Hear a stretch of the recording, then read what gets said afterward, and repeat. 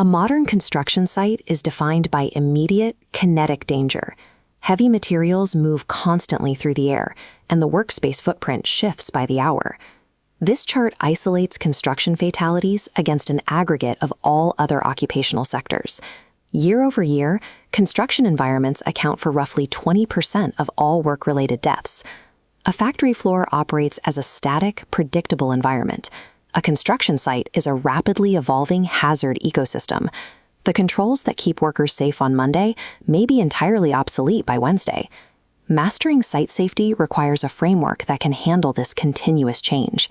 We have to organize these disparate overlapping hazards into a precise spatial model. This isometric wireframe maps the site into 3 distinct physical planes: the subsurface, the at-grade ground level, and the elevated workspace above. Evaluating a construction site as a flat surface leads to fatal engineering errors. Effective safety protocols must map directly to the specific physical forces active at each individual elevation. We begin in the first plane, the subsurface environment.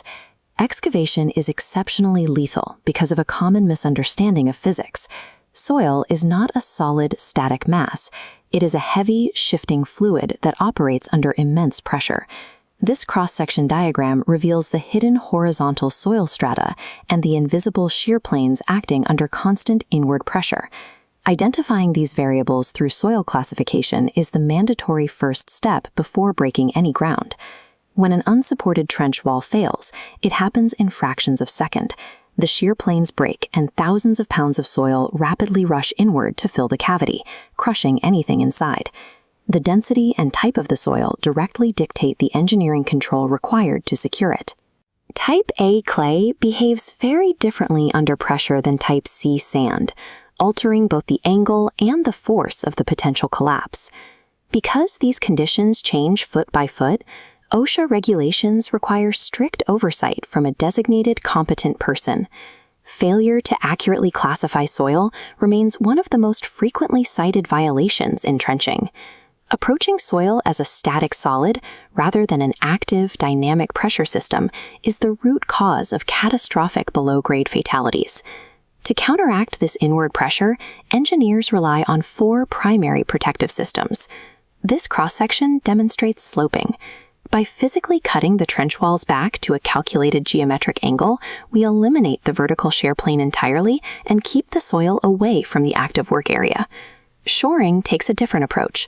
Structural supports, often utilizing hydraulic cross-braces, are installed against vertical walls to actively push back and absorb the inward pressure vectors. Trench boxes, or shields, do not support the trench walls at all. The heavy rectangular box creates a hardened safe zone for the workers inside, allowing the soil to collapse around the shield without crushing the occupants. These standard systems cover the majority of routine excavations, but physical limits dictate when specialized engineering must take over.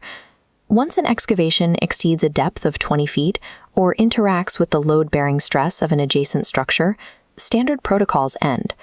A registered professional engineer must explicitly calculate and design a custom protective system. If the protective system does not mathematically match the specific depth and soil profile, it provides a lethal false sense of security. We transition the spatial model upward to the ground level, where the primary threat shifts from gravity to energy. At-grade hazards are defined by construction utilities. Temporary power grids are entirely exposed, heavily trafficked, and highly vulnerable to physical damage. This matrix breaks down Table 25.5 from the OSHA standards, mapping temporary electrical hazards directly to their mandated controls. An exposed live part requires a physical guard. An overloaded circuit demands specific breaker limits. The danger compounds rapidly in open environments. When damaged power tools or inadequate wiring interact with wet site conditions, the risk of a fatal shock multiplies. To prevent this, ground fault circuit interrupters, or GFCIs, serve as the primary engineering control. They detect microscopic imbalances in the electrical current and shut off the power before it can travel through a worker to the ground. If GFCIs are not viable, sites must implement a strict administrative control, an assured equipment grounding conductor program, requiring relentless, documented testing of every cord and receptacle on the site.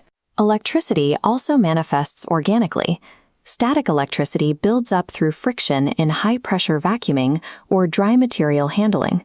In environments with heavy dust or fuel storage, an ungrounded static spark will trigger an explosion. At-grade electrical safety relies on anticipating the inevitable failure of temporary equipment and ensuring redundant grounding pathways are always in place. The second major category of at-grade energy release is hot work, welding, cutting, and brazing. This schematic layout illustrates the strict regulatory requirements for oxygen fuel gas manifolds. Cylinders must be physically separated, secured upright, and hoses routed to prevent any accidental mixture of highly volatile gases before they reach the torch. Arc welding introduces intense electrical currents into this environment. Safe operation requires dedicated, continuous grounding returns, physically clamped as close to the weld point as possible. The manual electrode holders themselves must meet precise physical standards, fully insulated against the maximum voltage to protect the operator's hands from acting as the grounding path. Every spark produced by hot work must be mapped spatially. Welding zones must be isolated from combustible storage areas, and those static electricity zones we established earlier. Hot work safety is an exercise in managing the deliberate, aggressive release of thermal and electrical energy within a crowded, shared footprint. Moving from the ground level into the elevated structural steel, the physical variables change again. This is where heavy equipment enters the air. Cranes and derricks lift multi-ton loads through active workspaces. This top-down radar chart shows the crane's active swing radius.